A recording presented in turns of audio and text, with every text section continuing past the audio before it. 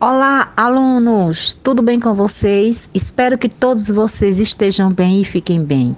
Bem-vindos para mais uma videoaula de História, que nesta videoaula nós iremos revisar o nosso assunto estudado, o capítulo 2, o início da República do Brasil, que vai da página 34 à página 45, assim como nós iremos responder o exercício de compreensão da questão 1 até a questão 5 da página 54. Então, vamos para os nossos slides. E desejo a todos vocês uma boa prova. E façam a prova com bastante atenção e uma boa prova. Que esta semana será a semana de avaliação. E desejo que vocês tenham uma boa prova, que se saiam bem em todas as disciplinas e que vamos estudar rumo ao conhecimento. Então, vamos para os nossos slides. Alunos, tudo bem com vocês? Como vocês estão? Espero que vocês fiquem bem e estejam bem. Então, vamos para mais uma videoaula de História. Eu sou a professora Damiana e na nossa videoaula hoje nós vamos dar continuidade ao nosso assunto, que é o capítulo 2, o início da República no Brasil. E que essa imagem, ela já faz jus ao nosso conteúdo. Nós estamos observando nessa imagem as duas bandeiras, que a imagem se divide em duas bandeiras, né? Metade da bandeira do Império, que tem ao fundo, traz a marca d'água da figura de Dom Pedro II, o segundo imperador do Brasil, e a bandeira da República, que traz na gota da marca d'água aí a imagem de Deodoro da Fonseca, que foi o primeiro presidente do Brasil. Então, nós vamos aqui agora para os nossos slides. Espero que todos vocês fiquem bem e estejam bem. Pegue o livro, pegue o caderno para ir anotando o que vocês acharem mais importante as informações na videoaula, para que possa ajudar vocês a produzirem conhecimento, assim também como entender o conteúdo. Lá. Então, videoaula de História, capítulo 2, o início da República no Brasil, destacando as páginas da 38 até a 41 no nosso livro didático. Nono ano e a professora Damiana. Aqui nós vamos ver o que está aí, né, na nossa página, aí a gente começa aí destacando aí a questão aí da página 38, que traz a Constituição Republicana. Após a proclamação da República, que nós vimos, de acordo com o que nós vimos na aula passada, a proclamação da República foi um golpe dado de cima para baixo, porque foi um golpe dado pela elite do Brasil naquele período, principalmente quem? A elite rural, destacando os cafeicultores, os donos das fazendas de café, principalmente dos estados de São Paulo e Minas Gerais, juntamente com a alta patente do Exército Brasileiro e também alguns intelectuais da sociedade, principalmente dos centros urbanos. E que diz que é um golpe dado de cima para baixo porque não houve a participação popular. O povo não participou do advento da proclamação da República. Isso justifica também porque é um período marcado por muita violência e extrema miséria do povo. Se mudou um novo regime, mas esse novo regime, nos primeiros anos, que isso é esse período que nós estamos estudando, não trouxe melhoria na vida da população, na vida do povo pobre. Então, proclama-se a República, vai se instalar a República. Quem assume o governo provisório é o Marechal Deodoro da Fonseca. Quando ele assume, ele vai se reunir né, e forma uma constituinte, um conjunto de pessoas que vão estar encarregados de elaborar a nossa primeira Constituição Republicana, que é de 1891. Ao tomar o poder, os militares expulsaram do país o imperador Dom Pedro II e organizaram um governo provisório. E que esse governo provisório vai ser assumido por Deodoro da Fonseca, que vai ser o nosso primeiro presidente do Brasil republicano. Convoca uma Assembleia Constituinte, um conjunto de pessoas formada por representantes dos grupos sociais que participaram do golpe, a fim de elaborar uma nova Constituição para o Brasil. Essa Constituição ficou pronta em 1891, estabeleceu como regime político do país a República Federativa. Então, vamos ver algumas características dessa Constituição. Transformação do Brasil em República Federativa. República Federativa por quê? Porque a forma de governo é a República. República é a forma de governo na qual o povo escolhe os seus representantes através do voto. E federativa por quê? Porque o Estado brasileiro está dividido em 26 estados, né? E o Distrito Federal. E que esses estados têm uma certa autonomia. Por exemplo, tem sua Constituição própria, tem sua autonomia na questão do que das organizações econômicas, sociais, mas ao mesmo tempo que tem essa autonomia, essa liberdade, estão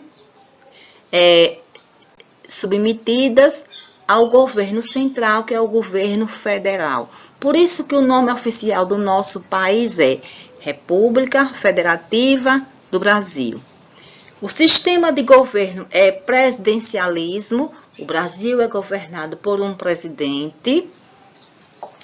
Forma do Estado, federalismo, possuindo o Estado membro como grande autonomia, que eu já expliquei, os estados têm autonomia, mas ao mesmo tempo que tem autonomia, tem liberdade, mas está o que? Submetido ao governo federal, ao governo central. A divisão dos três poderes, do poder executivo, do poder legislativo e do poder judiciário. A nível do Brasil, executivo, quem é que possui esse poder executivo? Quer dizer, executa as leis, vai gerir as verbas públicas. A nível do Brasil, o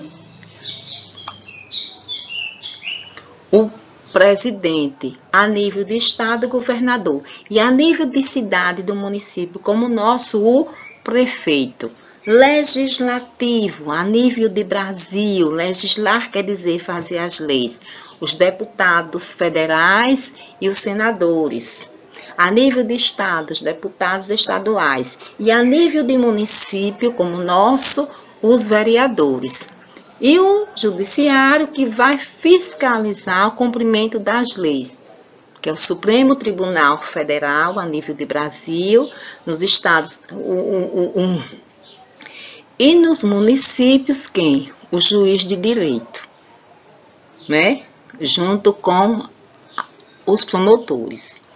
Então, o voto universal masculino aberto, porque nesse período só se votava homens que tiverem a partir de 21 anos e que fossem alfabetizados, que soubessem ler e escrever.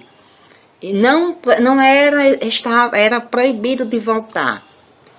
Analfabetos, mendigos, os padres e os soldados. E é bom que se diga também que as mulheres não votavam.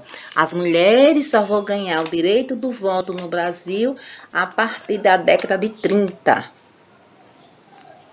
Que as mulheres brasileiras têm o direito de votar. Estava à disposição transitória primeiro presidente eleito pela Assembleia escolhida Deodoro da Fonseca, que eu já falei. E houve o quê? Houve o processo de quê? De separação entre a igreja e o Estado. o processo de laicização. Laicização quer dizer, os assuntos da igreja agora vão estar separados do assunto do Estado. Porque antes era junto, os assuntos da igreja católica era junto com os assuntos do Estado. Com o advento da proclamação da República, houve o processo de laicização, separação. Por isso que todos os órgãos do Estado, eles são laicos. Eles não profanam nenhuma religião. Por isso, nós estudamos numa escola pública municipal, a escola pública laica, porque a escola não profana nenhuma religião, porque pertence ao Estado brasileiro. Ela é pública. Isso aconteceu no advento da proclamação da República. O que antes era chamado de província, também com o advento da proclamação da República, passou a ser chamado de Estado. Que vocês se atentem melhor para a leitura, a página 38, que trata sobre a primeira Constituição da República. Agora eu pergunto a vocês, o que é Constituição? Vocês podem dizer, professor, o que é Constituição? Constituição é o conjunto de leis que rege um país. É a carta magna de um país. A nossa Constituição que está valendo hoje era de 1888. É chamada Constituição Cidadã. Que lá estão os nossos deveres e os nossos direitos. Vamos aqui.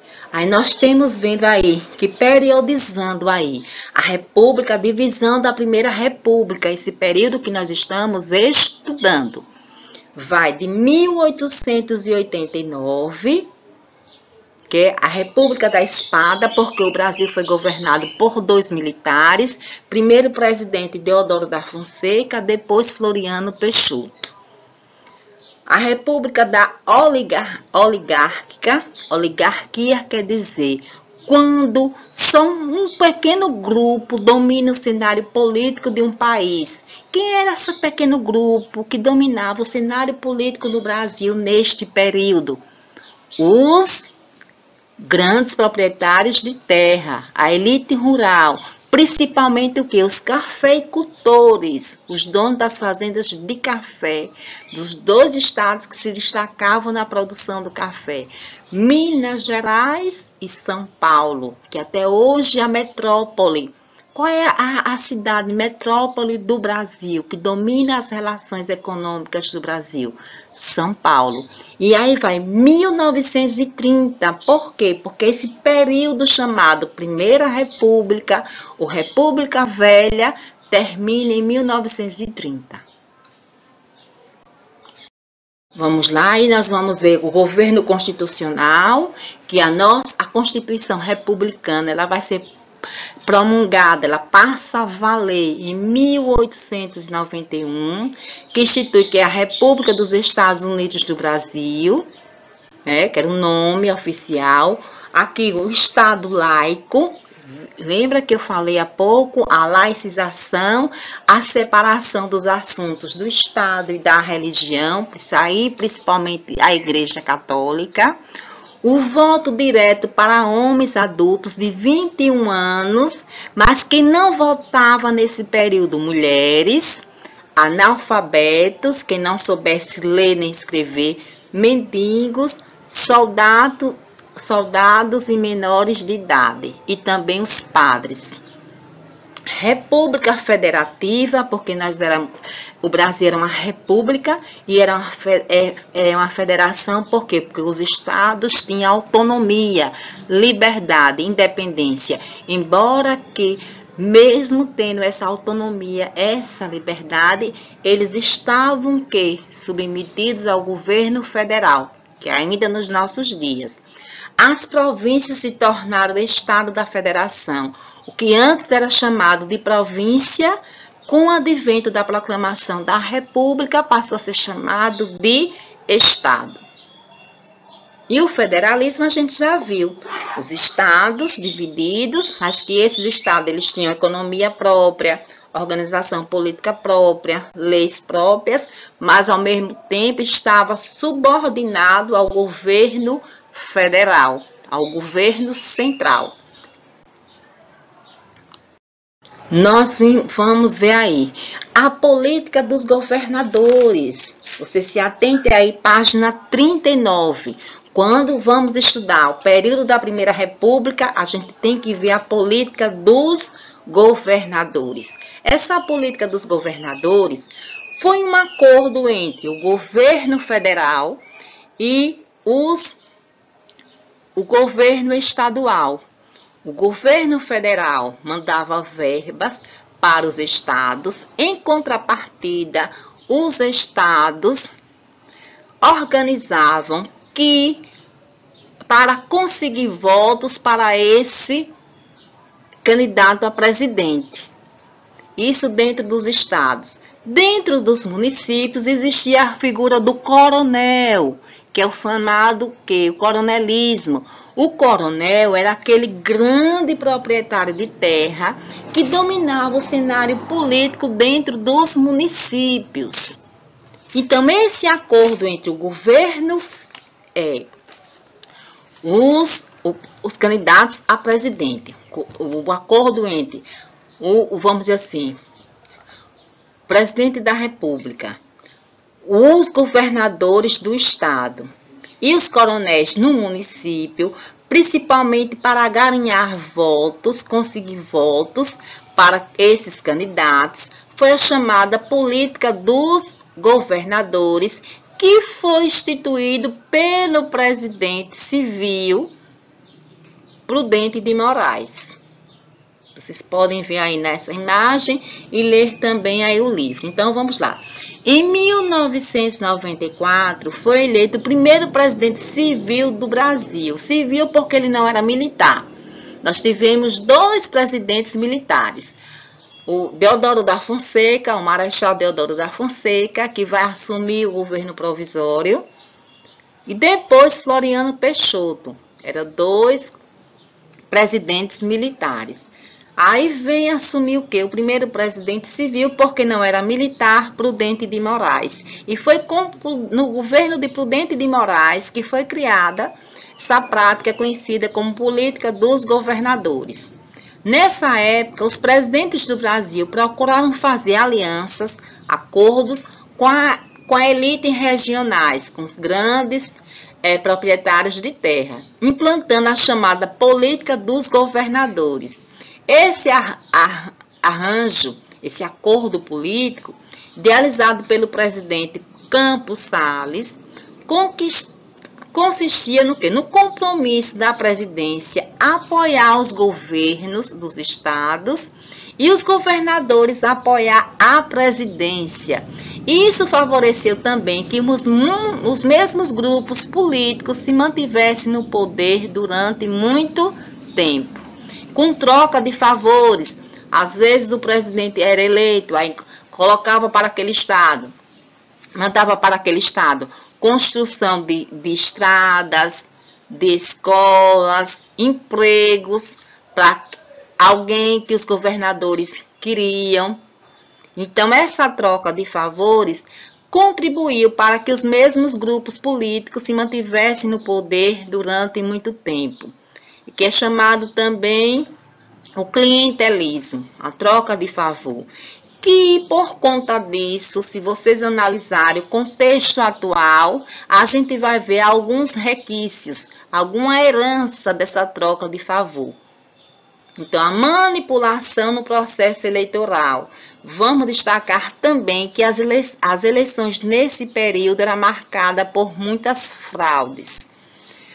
Como o voto era aberto, não era secreto, como nos dias de hoje, havia muito que, às vezes as pessoas eram obrigadas a votar no candidato que o coronel, aquele grande proprietário de terra, mandava. É o chamado voto de cabresto, que a gente vai ver daqui a pouquinho melhor. Então tem aí, política dos governadores, troca de favores, sem interferência do presidente nas questões estaduais, apoiado dos governadores ao Poder Executivo Federal. Aí dentro dos municípios vinha o coronelismo, o poder, O coronelismo aí compreendia o quê? Uma prática social e política predominante do Estado brasileiro. Os coronéis, os grandes proprietários de terra nos municípios, eles exerciam um grande poder político no país. Aí tinha o voto de cabresto, imposição do voto pelos coronéis ao povo. Às vezes as pessoas eram obrigadas a votar em quem o coronel mandasse, quando não eram obrigadas a votar no próprio coronel. Então, uma sociedade também marcada por muita desigualdade social e exclusão. Aí vamos ver aí. Junto com a política dos governadores, surge o que? A política do café com leite. Essa política do café com leite vai ser o poder predominante dos dois maiores colégios eleitorais do país. São Paulo, porque era o quê? A principal economia do país, e até nos nossos dias é São Paulo, junto com Minas Gerais, que era a segunda economia do país, principalmente com a produção de leite. São Paulo se destacava com a produção do café. Lembra que eu disse que o principal produto de exportação do Brasil nesse período era o café? Era o principal produto que o Brasil vendia, exportava. Claro que exportava a outros, mas o café era o carro-chefe. Então, São Paulo dominava o cenário econômico do país. E se dominava o cenário econômico do país, também dominava o cenário político. Então, aí nós estamos aí. Arroxo político no qual dominava o cenário da alternância do poder. Os representantes dos dois maiores colégios eleitorais e estados mais ricos da federação, São Paulo e Minas Gerais.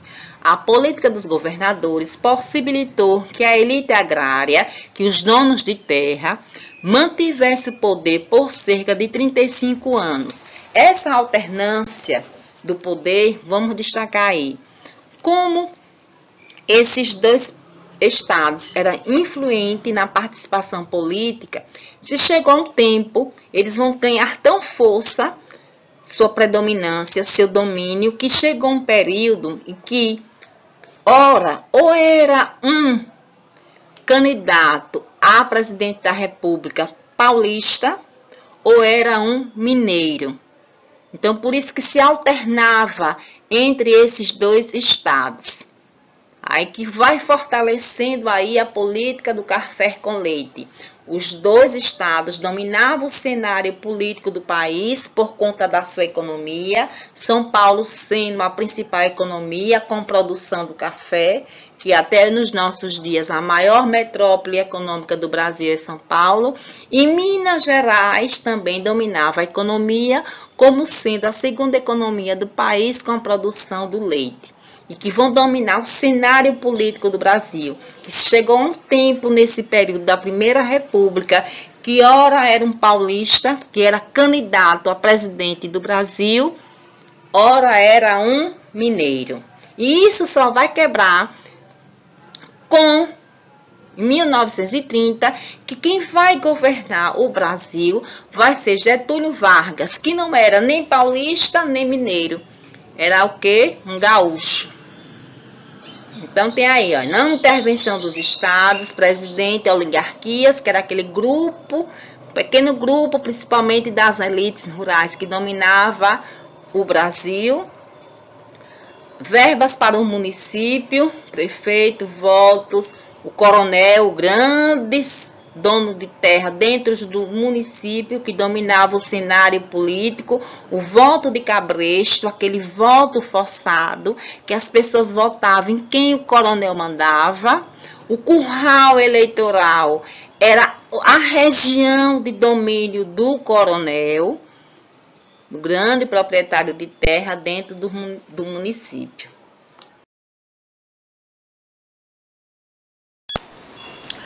Alô, alunos, tudo bem com vocês?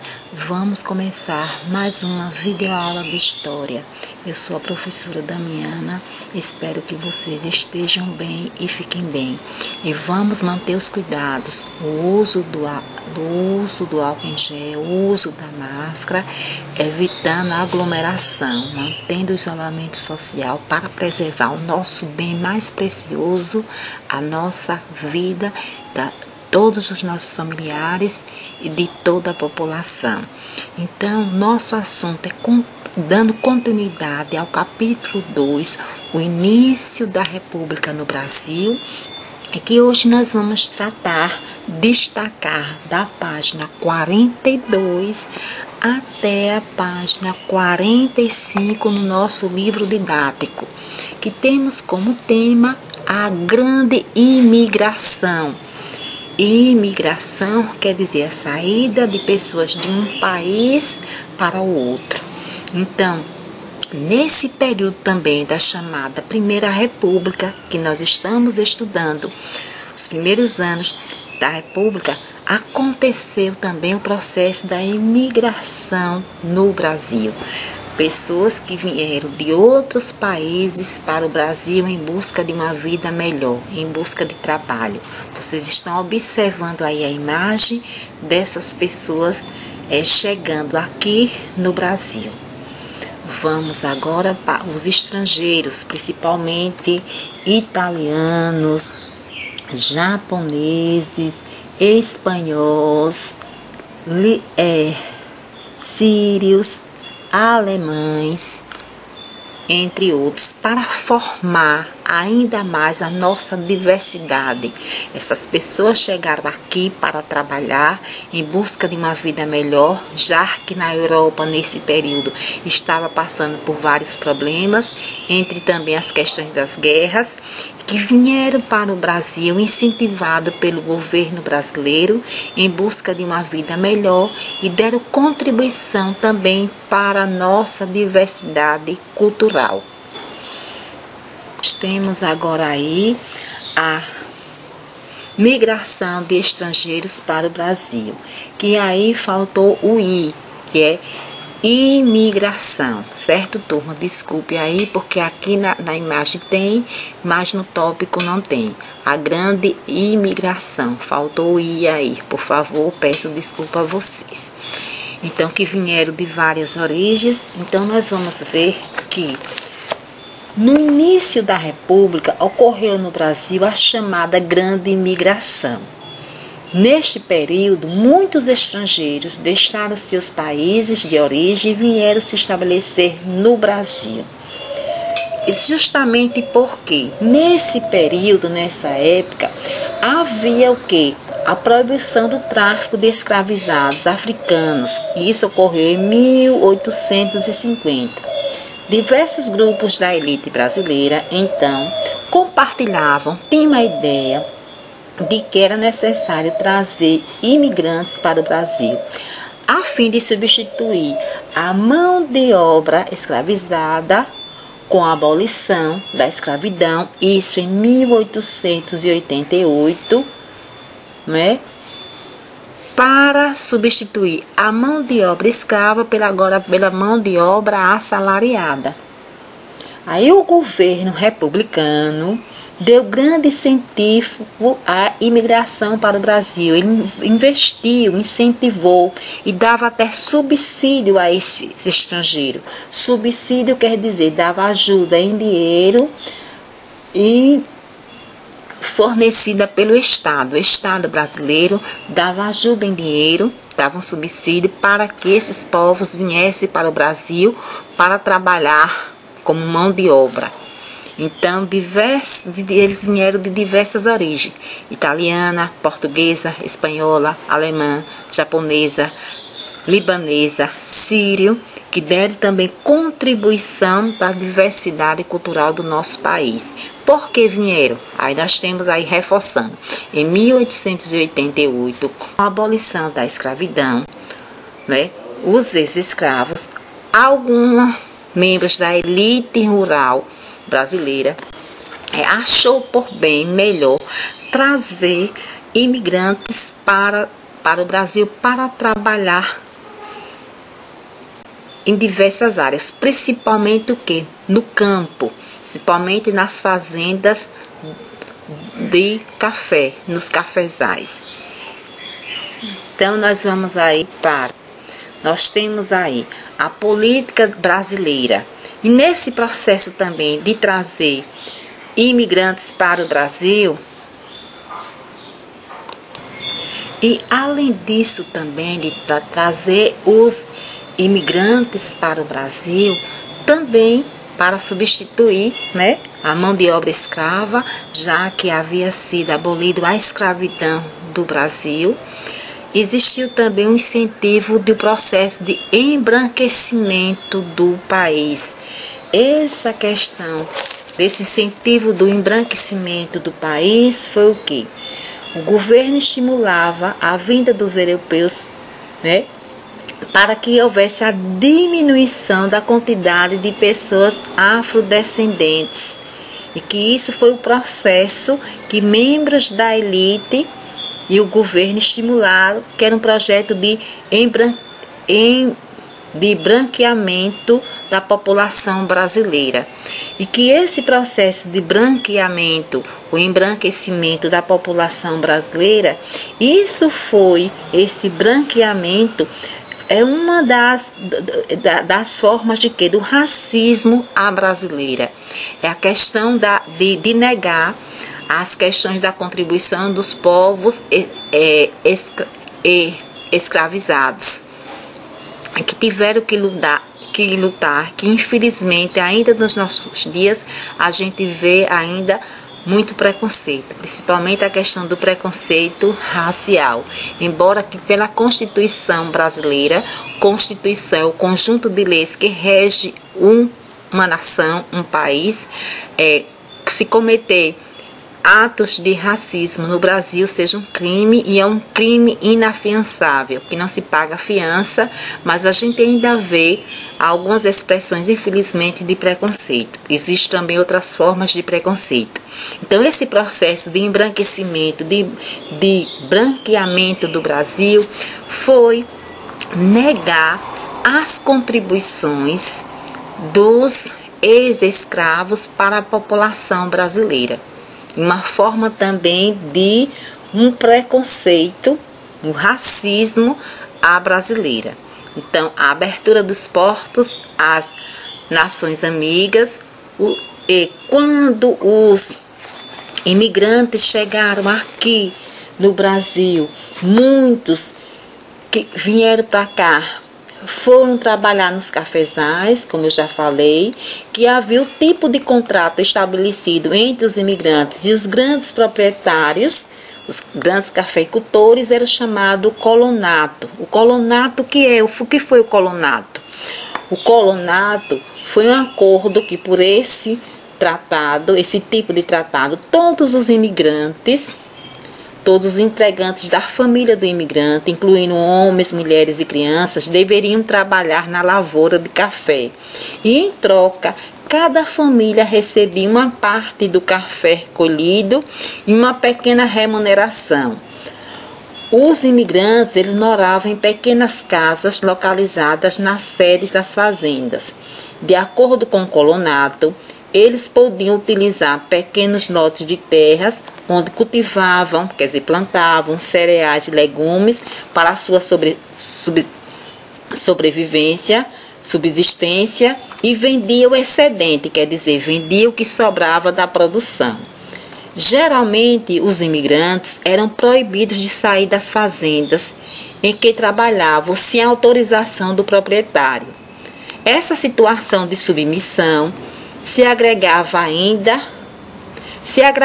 ainda mais, pois os contratos estabelecidos com esses proprietários, com os fazendeiros, cafeicultores, previa a quitação da dívida da migração, obrigando os imigrantes a permanecer nas fazendas. Além disso, frequentemente eram vítimas de maus tratos e acabavam fugindo para outras fazendas ou para as cidades em busca de melhores condições de vida. A vida dessas pessoas também não foram fáceis aqui no Brasil. Então, o sistema de colonato, o fazendeiro cedia parte da plantação do café para o imigrante, cuidar, recebia parte em dinheiro e a outra devia plantar e vender para se sustentar. E o trabalho familiar, todos os membros da sua família trabalhavam. E mais, os imigrantes só poderiam sair da fazenda após quitar toda a despesa gasta com a viagem. Um processo de migração e com toda a viagem. E que muitos imigrantes, eles sofreram maus tratos. Eles foram maltratados. Que muitos até saíam da fazenda e iam para outras fazendas ou para cidades em busca de condições melhores de vida. Nós temos aí imigrantes nas cidades, como eu já falei. No início do século XX, aumentaram as oportunidades de emprego nas cidades brasileiras. Isso ocorreu por causa do crescimento do número de indústrias, que também o país estava começando seu processo de industrialização e que precisava contratar cada vez mais operários para trabalharem nas indústrias. Além disso, com as reformas urbanas, que nesse período também as grandes cidades brasileiras vai passar por um processo de transformação urbana e a modernização de muitas cidades, essa massa de trabalhadores foi contratada para trabalhar em obras públicas e na construção civil. Essas novas oportunidades atraíram muitos imigrantes para as cidades. Nas indústrias, a maioria dos operários era de imigrantes. Uma grande parte do operariado era composta de mulheres e crianças. Porque mulheres e crianças ganhavam um salário inferior ao que se pagava aos homens. Os operários trabalhavam de 10 a 14 horas por dia, geralmente em locais insalubres. Locais insalubres quer dizer locais sem nenhuma condição de trabalho, locais doentios. A oferta de trabalho na cidade, já expliquei, e muitos imigrantes também se dedicaram ao comércio, que crescia bastante nas cidades, principalmente naquelas onde os portos e as ferrovias estavam sendo modernizados. Muitos imigrantes se tornavam vendedores ambulantes, que vocês estão observando aí na foto, de produtos como vassoura, tecido, panelas e alimentos. Com o tempo, alguns conseguiram economizar capital, dinheiro suficiente para se tornar proprietário dos seus próprios negócios. Vocês estão vendo aí que hoje a gente pode até fazer luz a esses comerciantes ambulantes que nós chamamos dos camelôs, que passam de porta em porta vendendo seus produtos. Então nós temos aí a formação a organização, as formas de organização. Os primeiros operários no Brasil não tinha leis que o amparasse, e muitas leis da classe trabalhadora, a formação dos sindicatos, de movimentos que os trabalhadores vão lutar por melhores condições de trabalho, por valorização salarial, se deu justamente nesse período pelas contribuições dos imigrantes, principalmente dos italianos. Que os sindicatos que foram criados no Brasil, eles tiveram sua origem principalmente das contribuições dos operários italianos. O que vamos ver? Na cidade, os imigrantes, sociedades beneficentes. Vamos ver o que eram essas sociedades beneficentes. Na cidade, os imigrantes se uniam para ajudar uns aos outros, conforme a necessidade. Para isso, fundaram as chamadas sociedades beneficentes. Várias delas existem até os dias atuais, até a atualidade, funcionando principalmente como hospitais. Por outro lado, havia muitos imigrantes europeus que eram influenciados por as ideias socialistas e anarquistas. As ideias socialistas e anarquistas são ideias de que a sociedade ela deve ser regida, né?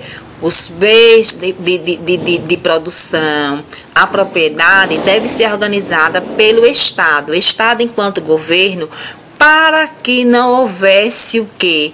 Pessoas exploradas, para que não houvesse pessoas passando por necessidade, por falta de trabalho.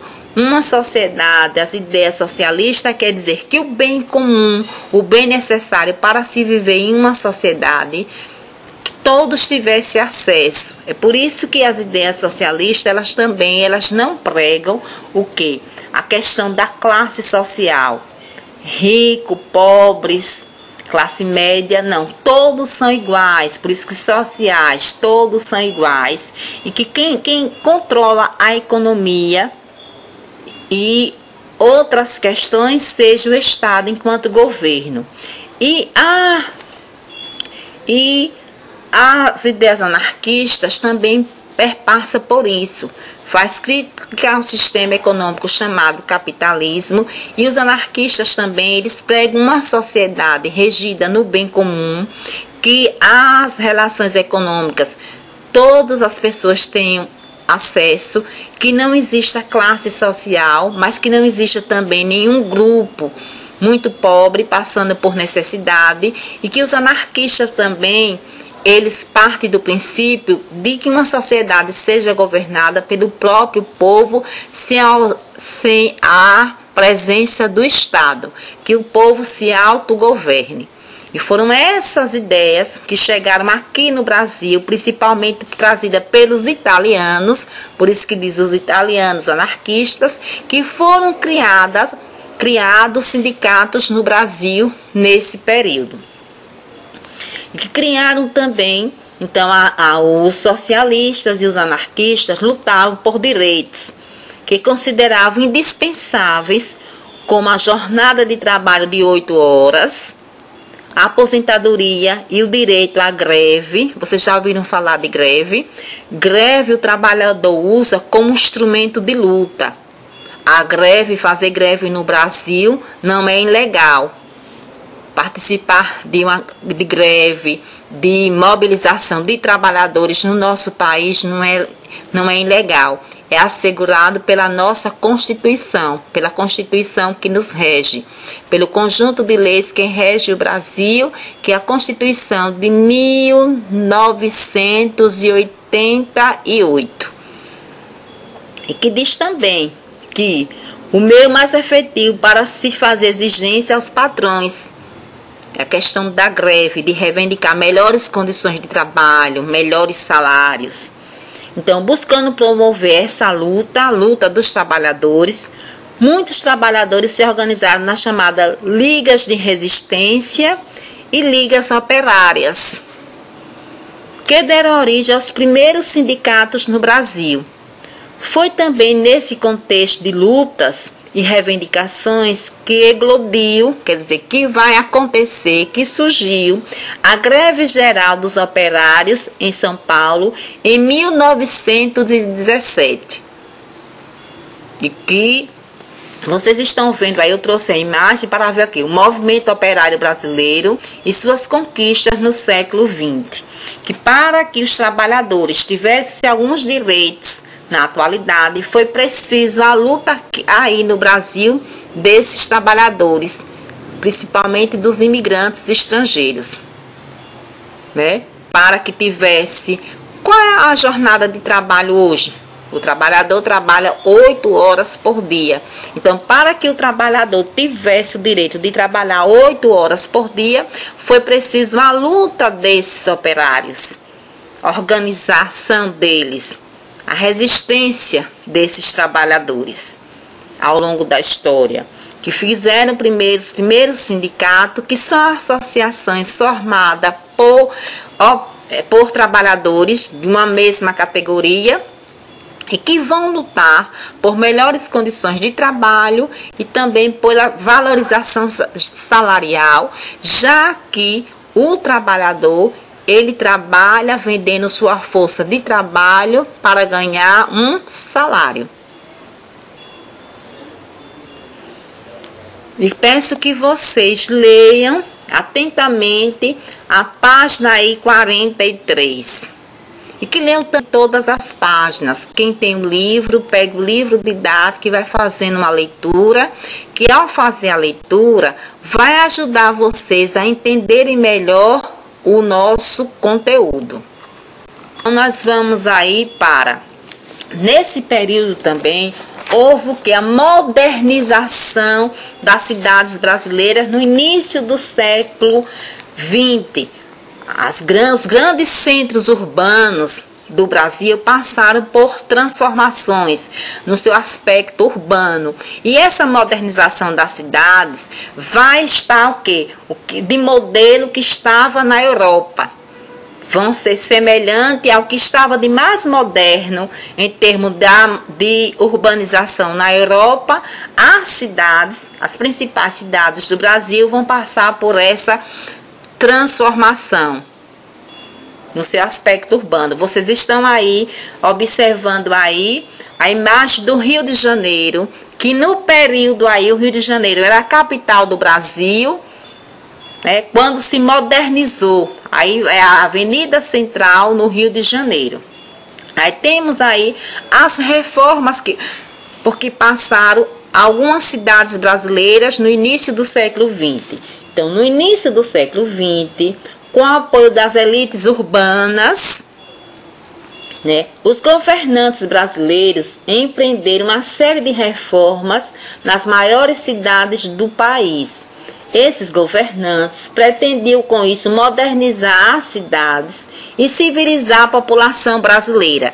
Esse termo civilizar a população brasileira era que também colocar a população brasileira nos moldes da população europeia. Por isso também que está ligado ao processo de embranqueamento da população brasileira e negar as contribuições dadas pelos ex-escravos, pelos ex-escravizados.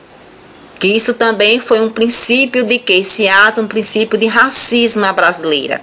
Mas que não pôde negar. Por quê? Porque mais da metade da população brasileira era escravizada. E que estava enraizado no povo brasileiro. Mesmo com a chegada dos imigrantes, mesmo os imigrantes dando contribuição para aumentar ainda mais a diversidade do Brasil, mas foi impossível o processo de embranqueamento do Brasil e negar as contribuições dadas pelos povos africanos que chegaram aqui no Brasil como escravizados. Isso resultou em um racismo, né? Mas que foi impossível esse processo. A elite brasileira tentou, apoiada pelo governo da época, mas não conseguiu. Assim também como as contribuições dos povos indígenas, dos povos nativos da terra, os povos indígenas. Né? Por isso que nós somos o povo brasileiro é um povo que miscigenado. É o resultado da grande união, da grande mistura de vários povos. Dos povos indígenas, dos povos portugueses, dos povos africanos escravizados e dos povos dos imigrantes que aqui chegaram, que esses imigrantes se concentraram principalmente no sul e sudeste do país e que deram contribuições para aumentar ainda mais a nossa diversidade. Tem cidades do sul do país que foram cidades fundadas por italianos, por alemão, que até no seu aspecto arquitetônico, que deram também sua contribuição, não só para a questão da contribuição da mão de obra na economia brasileira, mas também deram contribuição nos costumes do povo brasileiro. Então, o que vai se trazer de reforma dessas cidades? O que conseguiu reformar? Modernização das cidades, civilizar a população. Aí foi construído o quê? Largas avenidas, bonde elétrico, os bondinhos elétricos, a eletricidade que vocês já estão vendo aí na imagem, que antes era o quê? As cidades eram iluminadas, não tinha energia elétrica, eram iluminadas pelos lampiões, mas aí os postes, né, com a eletricidade, rede de água, luz e esgoto, Que outras novidades? O telégrafo, que nesse período não tinha o telefone celular não, gente. As pessoas se comunicavam através de quê? Das cartas. E com o advento do telégrafo, que aí vai surgir o que? O telegrama, a mensagem mais rápida. Houve o que? Uma grande transformação no meio de comunicação. As pessoas se comunicavam mais rápido. Fogões a gás, a geladeira, câmaras fotográficas e cinematográficas. Que esses produtos industrializados vieram principalmente da Inglaterra. Porque o Brasil ainda existia uma ligação comercial muito forte com a Inglaterra, herança ainda do período colonial. Então, turma, a nossa videoaula está chegando ao fim.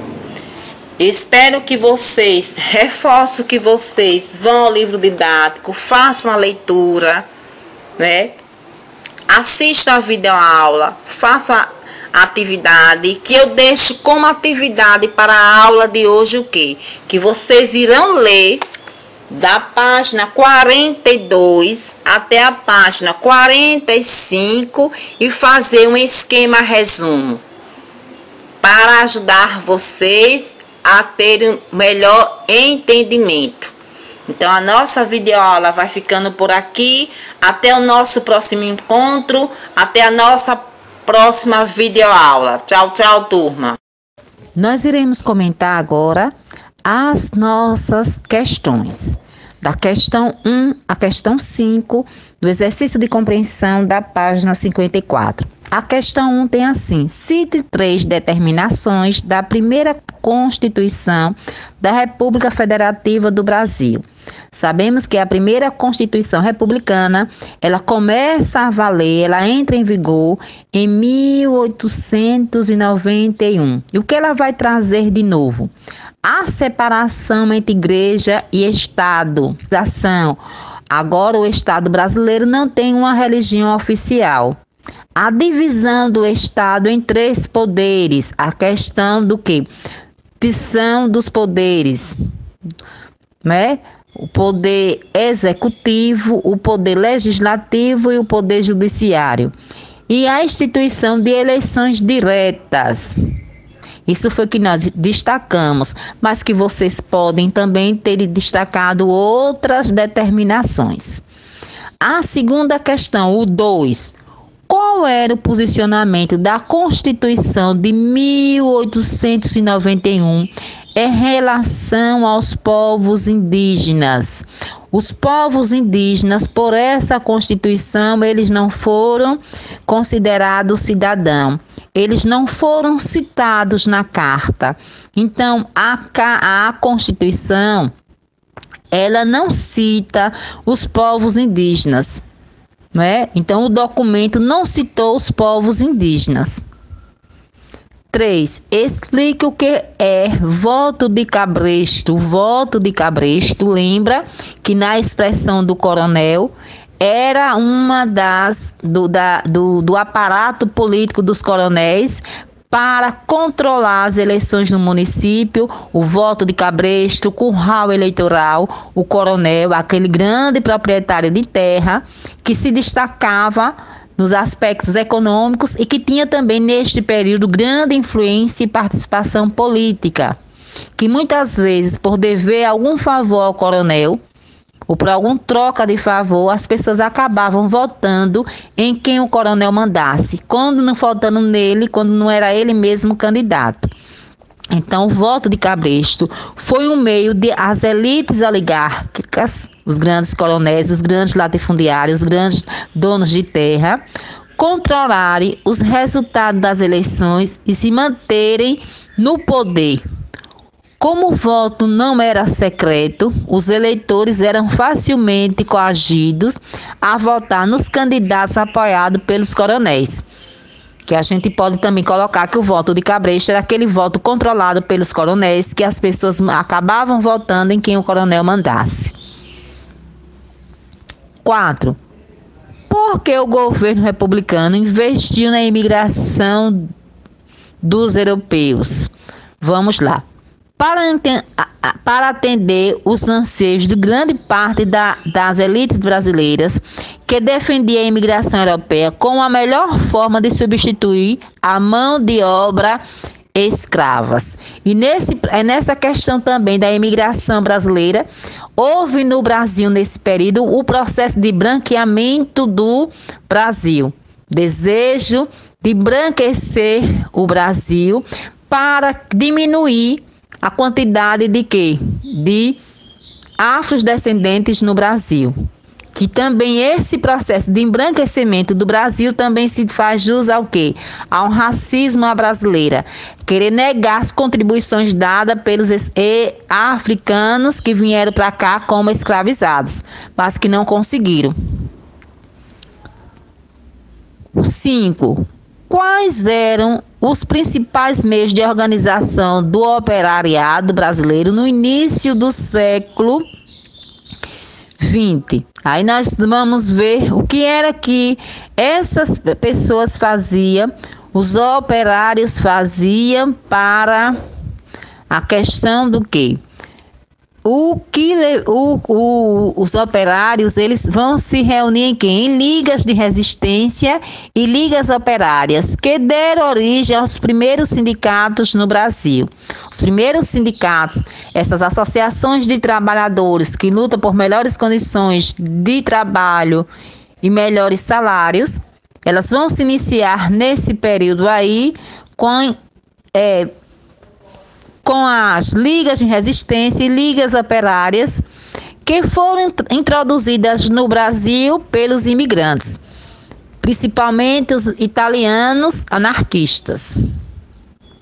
Então, a nossa atividade só era da questão 1 à questão 5.